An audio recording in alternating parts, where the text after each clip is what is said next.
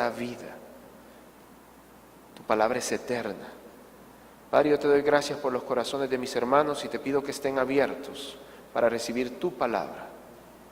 Toda distracción, Señor, que pueda distraernos de lo que tú quieres hablarnos, pedimos que se aleje de nosotros.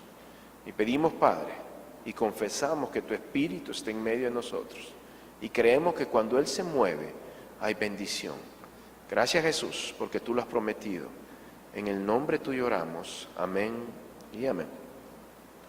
Hermanos, quisiera hablarles de algunas características de la misión en general. Misión global, pero más que todo la misión personal. Porque cuando hablamos de misiones, hermanos, no hay una misión mejor, ni una más alta, ni una más baja. El hecho que Dios nos ha llamado a nosotros a ir hasta Níger, gloria a Dios, pero no tiene nada más que la misión que tal vez alguien hace en Guatemala, que hace en El Salvador, que hace en San Miguel. Es lo mismo, servimos al mismo Dios y Él nos da diferentes funciones dentro de su cuerpo.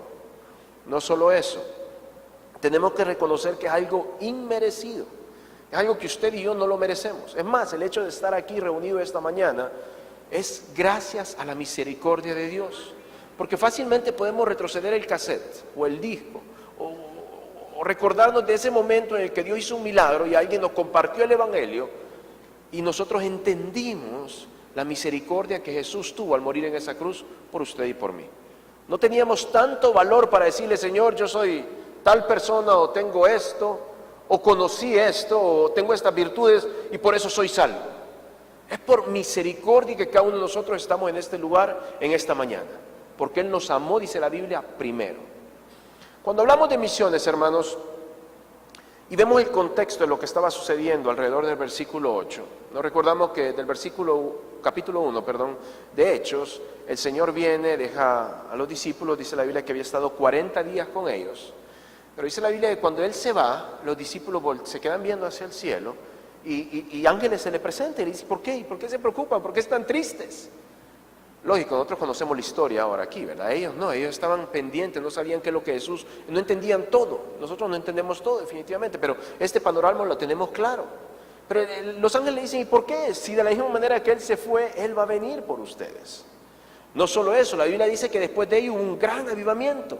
Pedro, que se escondía, que decía, yo no lo conozco, es más, maldijo. Y en ese momento que Jesús tuvo un encuentro con Él, Él se arrepintió, dice la Biblia que lloró amargamente. Él se convirtió en ese que predicaba a multitudes. Y no solo predicaba, pero se convertía en multitudes.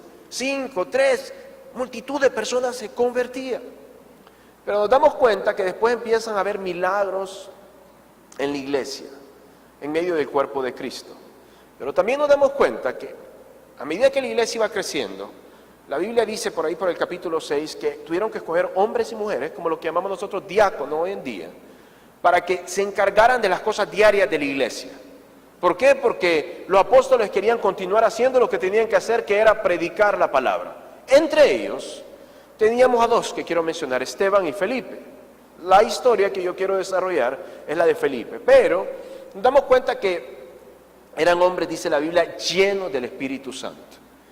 Y era evidente que en ese momento había una gran persecución para con la iglesia. Persecución como tal vez nosotros no hemos experimentado anteriormente en nuestro país. El tipo de persecución que nosotros experimentamos aquí es diferente. Pero allá la gente moría por la palabra de Dios, por predicar el nombre de Jesús.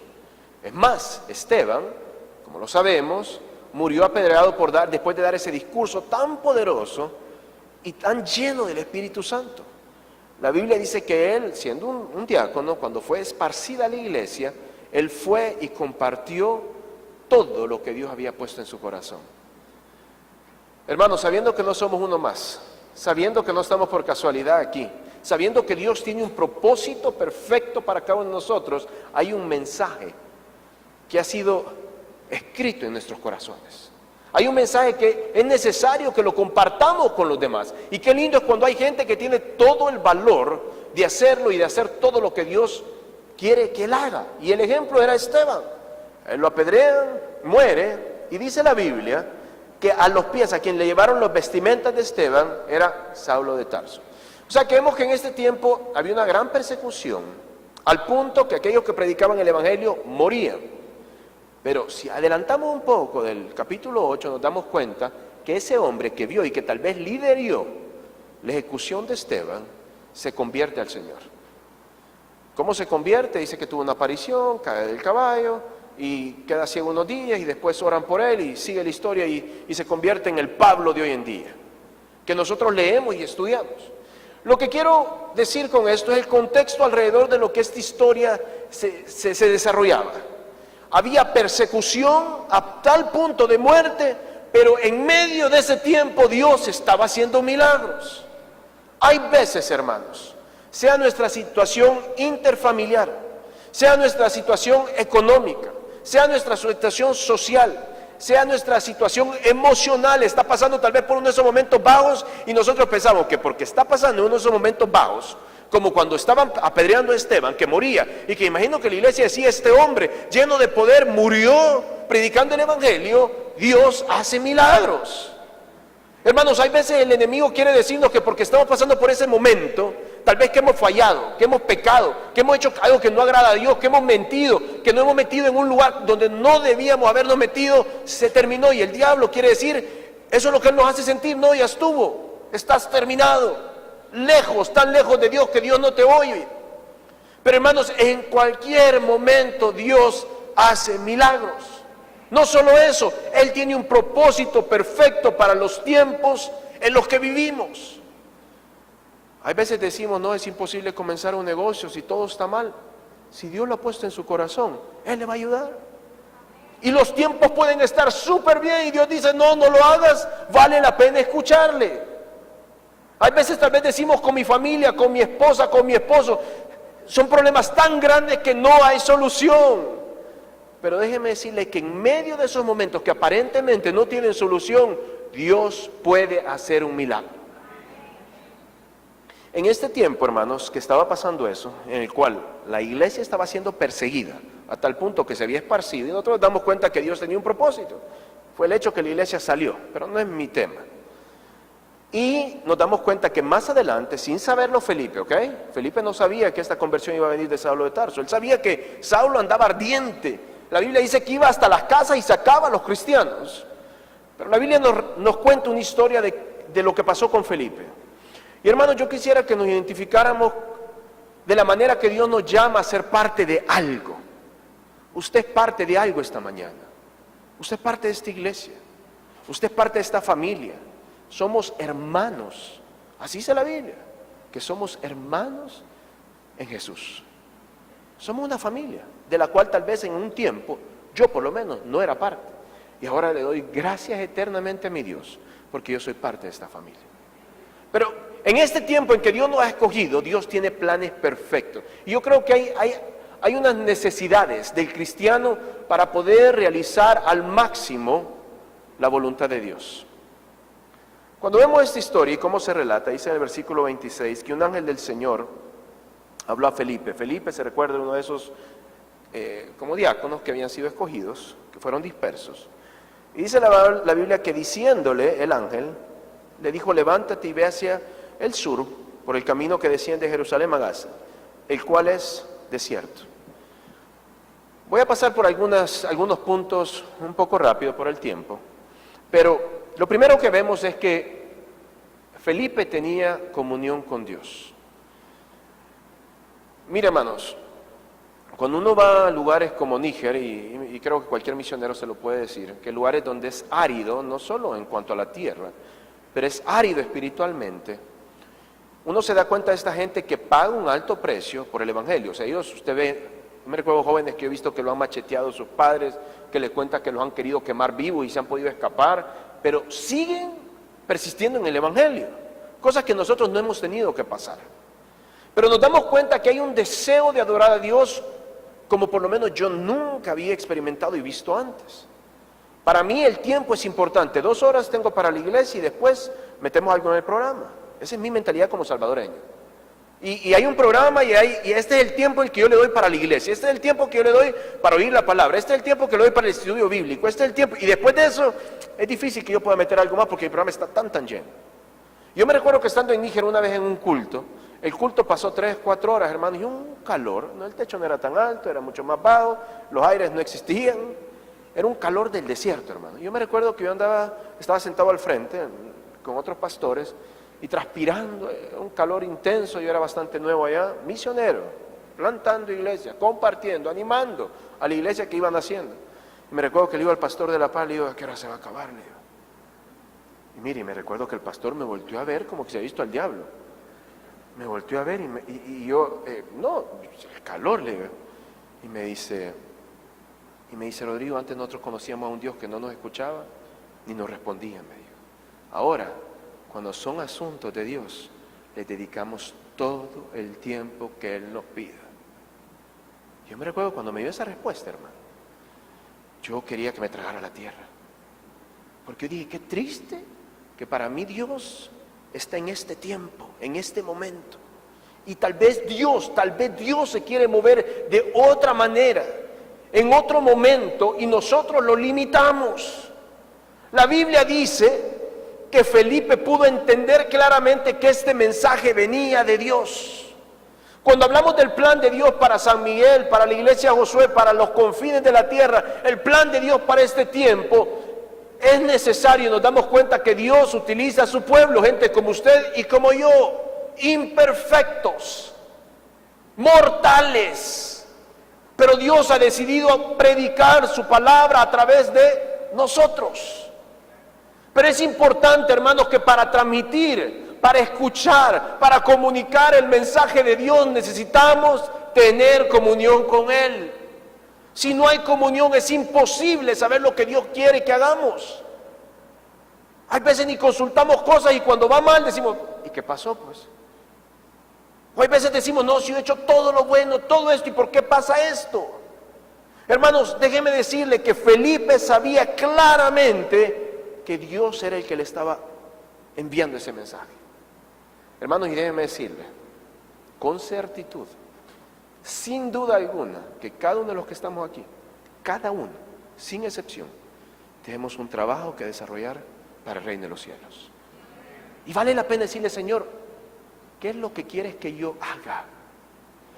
Mire, hermanos, cuando estamos metidos en las cosas de Dios, y cuando digo estoy metido en las cosas, no estoy hablando de actividades, estoy hablando de una relación, y no tiene nada malo las actividades, no, pero yo estoy hablando de la comunión con Dios, estoy hablando de orar, leer, y solo cada uno de nosotros sabemos cuántas horas leemos, y Dios lo sabe, la Biblia, cuántas horas oramos, cuántas horas ayunamos.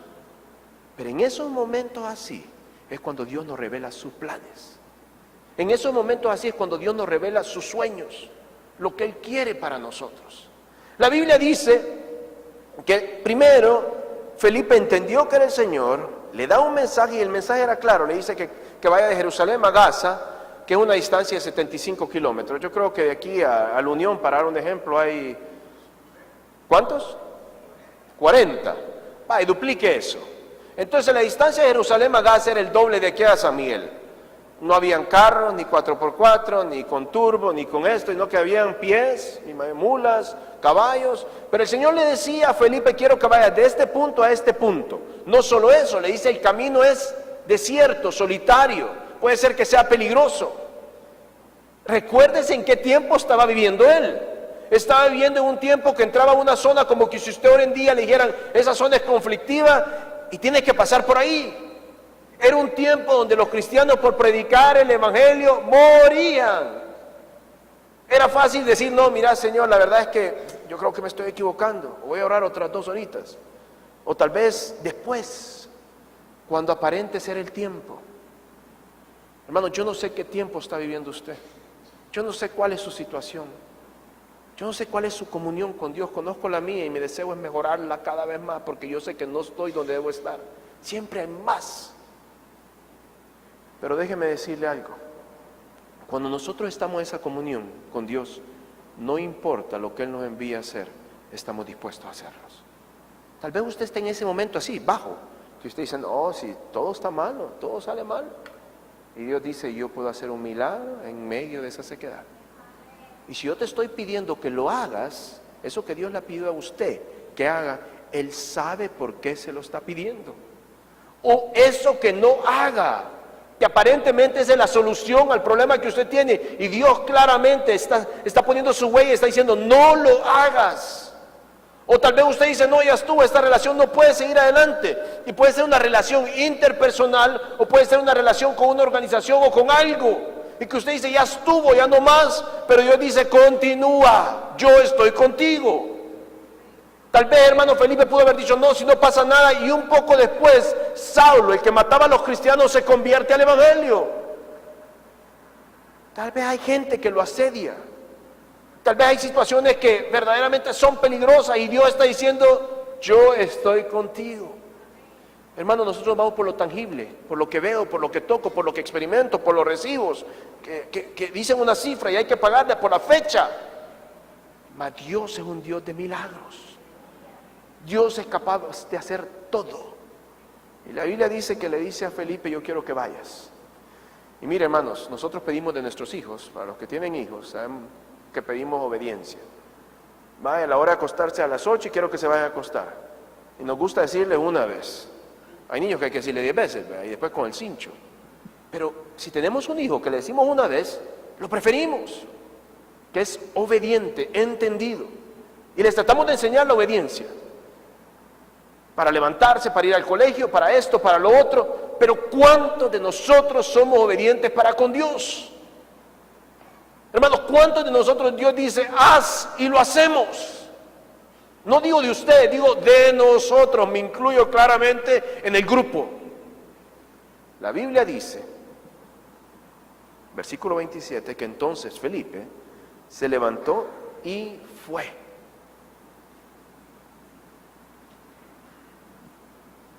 Este tema se trata de Felipe que iba a evangelizar, iba a predicar, pero yo no sé cómo se define el tema en su vida. ¿Y qué es lo que Dios dice? Hazlo. Hazme caso. Se ve oscuro, pero hay claridad después de la oscuridad.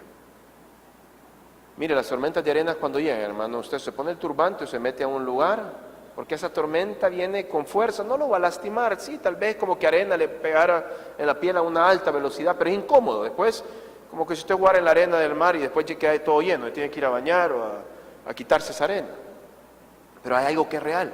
Cuando usted ve que la tormenta viene, toda la gente cierra la ventana, se mete, se esconde, pero generalmente, después de una tormenta, la tormenta viene cuando hay un calor intenso. Esta es época de tormentas. Viene con un calor intenso, pero generalmente, después de la tormenta, o viene un viento fresco, o viene la lluvia. Viene algo mejor que eso que aparentemente es algo desastroso. Usted ve esa ola gigante, pero después que pasa esa ola, viene una frescura, viene una lluvia, viene algo diferente. Y tal vez nosotros estamos en medio, estamos viendo la tormenta que viene, y nosotros decimos, este es el fin, ya estuvo, se acabó, es mi último respiro, mi última oportunidad. Y Dios dice, no, tranquilo, yo tengo algo para ti. Y tal vez Dios le está diciendo esos 75 kilómetros definidos en otra manera, que hay que hacerlo. Tal vez pedir perdón, hermanos.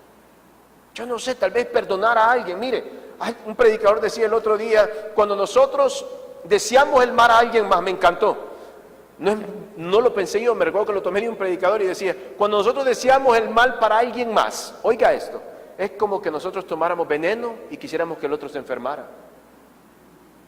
Es como que nosotros tomáramos veneno y quisiéramos que la otra persona se enfermara. El daño es para mí.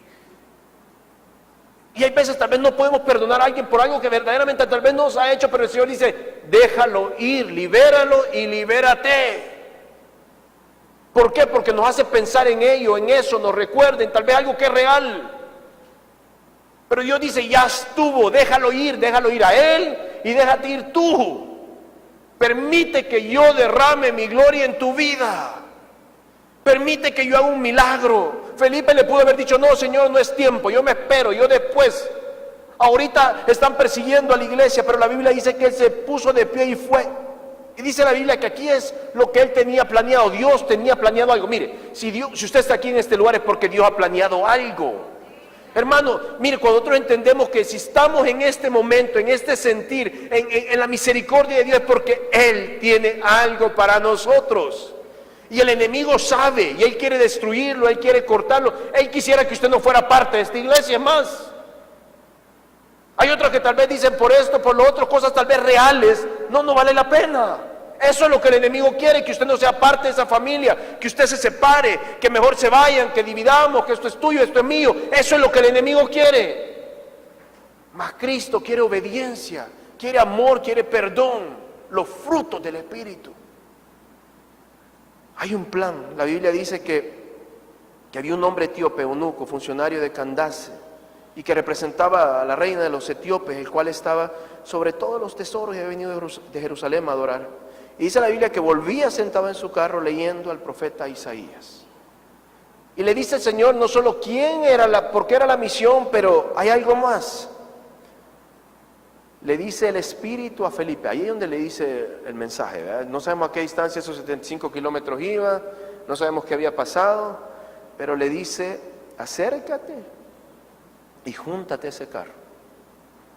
Acércate y júntate a ese carro. Para ilustrar un poco ese momento, parece ser algo fácil, pero es como que el ministro de Economía fuera pasando enfrente, imagino que con seguridad al frente, atrás, no parando, sino que en movimiento. En ese tiempo no creo que había motos con luces y todo, pero imagino que él tenía cierta gente que le servía. Era un hombre bien importante. Estaba en un momento donde las cosas no estaban bien. No era el mejor momento. Y eso tal vez se refiere a nosotros.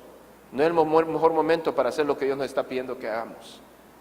Pero Dios dice que lo hagamos.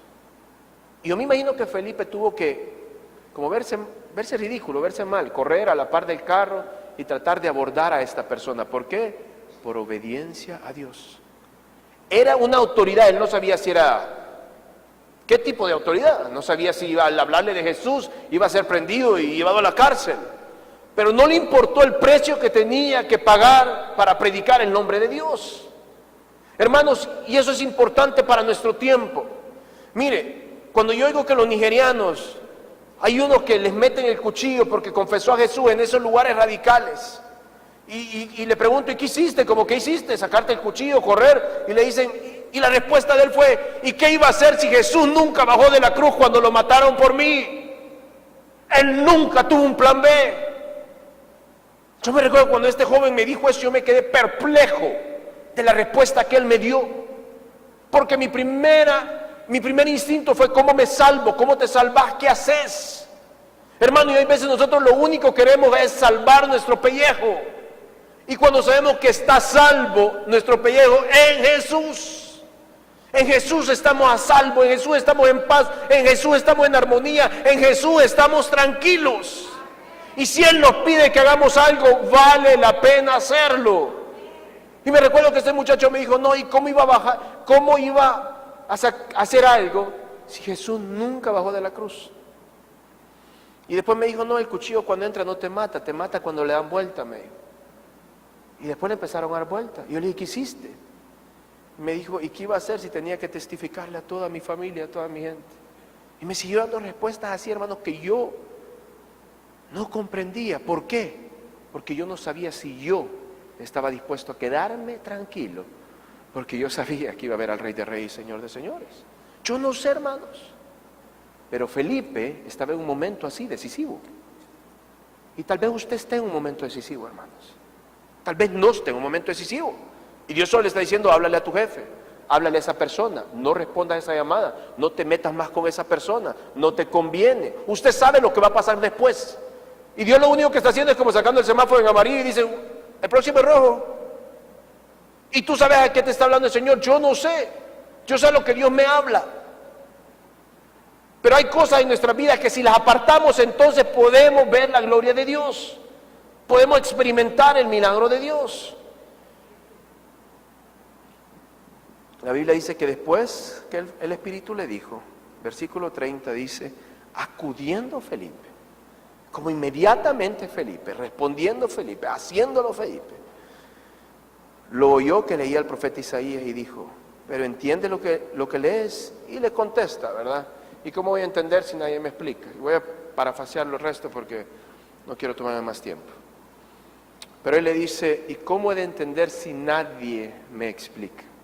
Hermanos, si usted ve este momento divino que ha sido planeado por Dios, Felipe estaba a 75 kilómetros, pongámosle que había recorrido toda la distancia.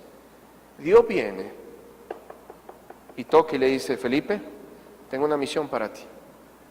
No te la explico porque no la vas a entender.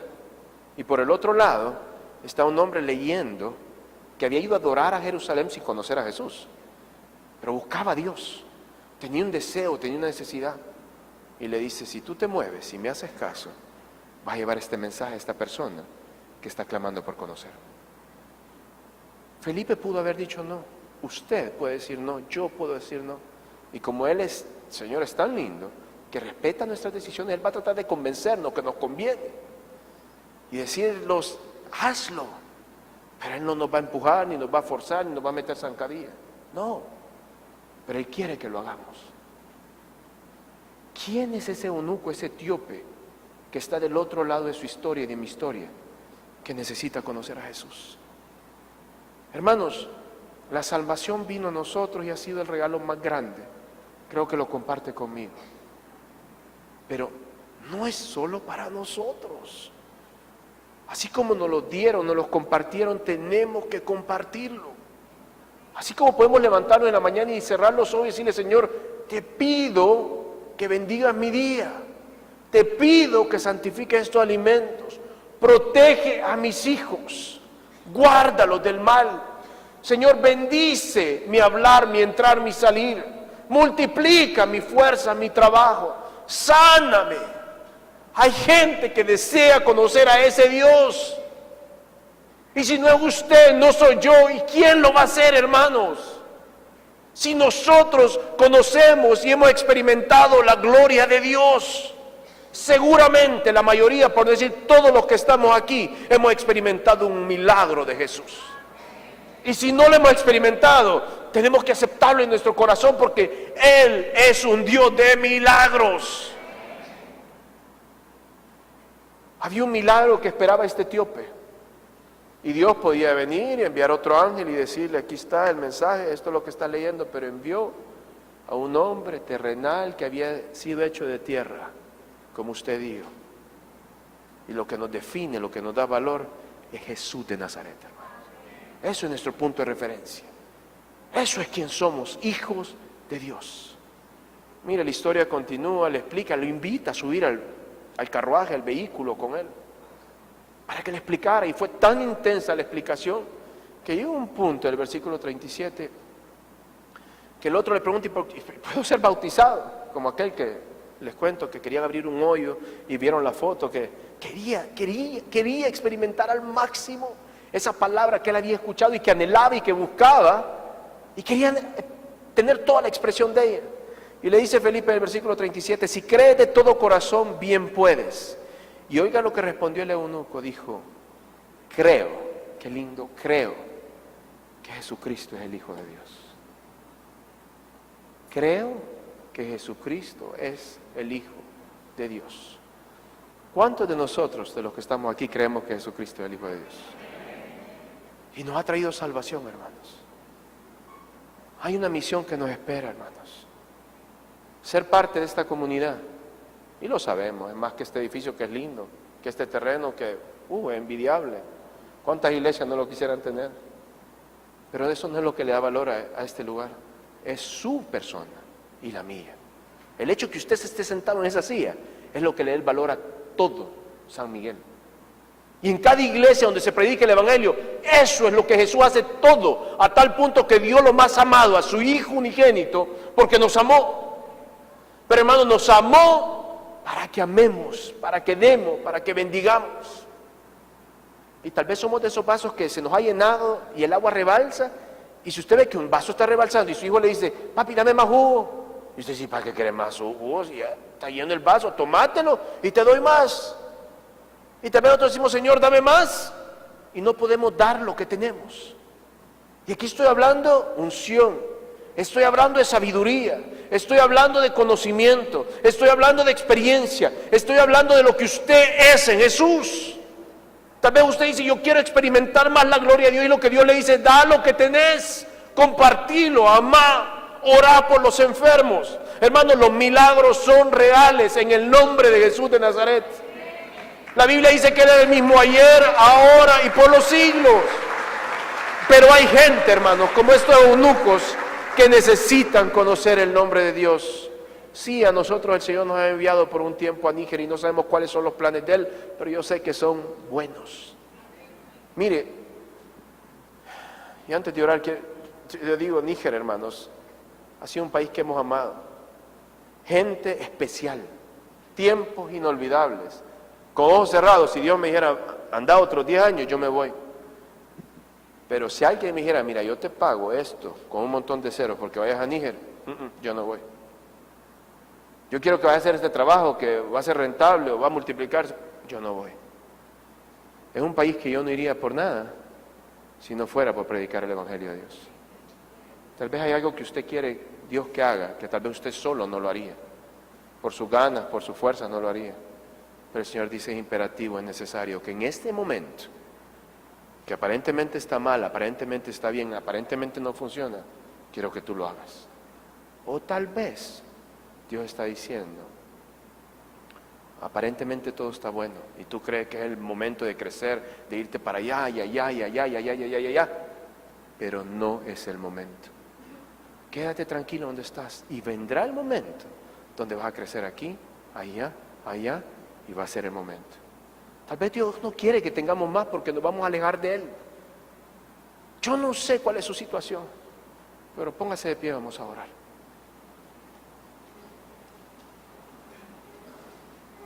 Cierre sus ojos por unos minutos ahí donde está. Y desde que comenzamos este culto le pedimos al Señor que nos dirigiera, que nos hablara, que nos enseñara.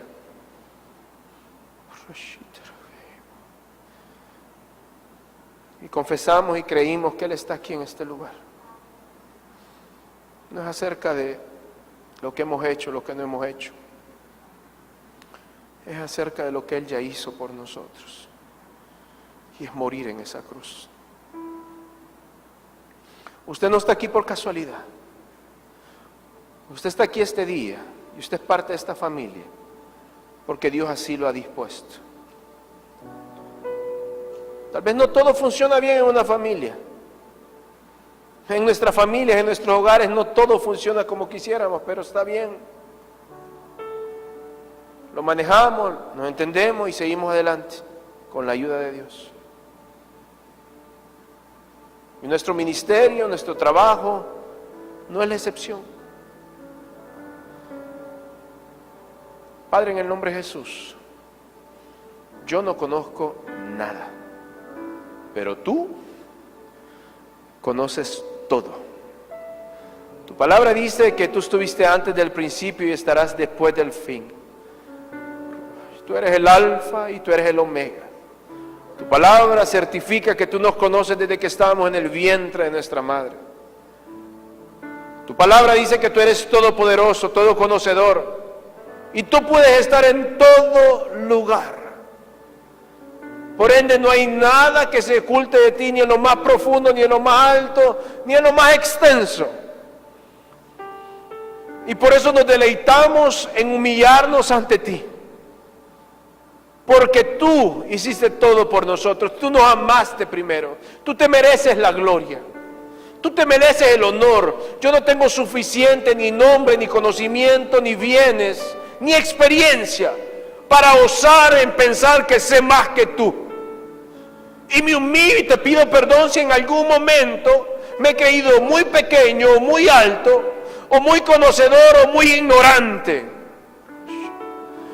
Y ahora me humillo ante ti y digo, tú eres mi Dios, tú eres mi Señor. Y a donde tú quieras yo iré. Si no tengo la valentía, si no tengo la fe, o si creo que tengo todo para hacerlo, yo lo pongo ante tus pies, Señor. Y te pido que me des lo que me hace falta para cumplir tu obra. Te pido que me ayudes a entender que todo lo que yo puedo tener es nada comparado a lo que tú me quieres dar. Padre, en el nombre de Jesús, gracias por esta iglesia de San Miguel, Señor, de Josué San Miguel. Gracias por cada familia, cada persona, cada niño, cada niña que es parte de esta iglesia. Gracias por el anciano, por la anciana. Gracias por la sabiduría que imparten unos con otros. Gracias, Señor, porque en tus planes estaba esta luz para esta ciudad. Gracias por cada familia representada en este lugar, Señor. Y pedimos que tú pegues, que tú juntes, que tú traigas solución, sanidad a lo que el diablo quiere destruir. Padre, en el nombre de Jesús declaramos que seremos oidores y entendedores de tu palabra.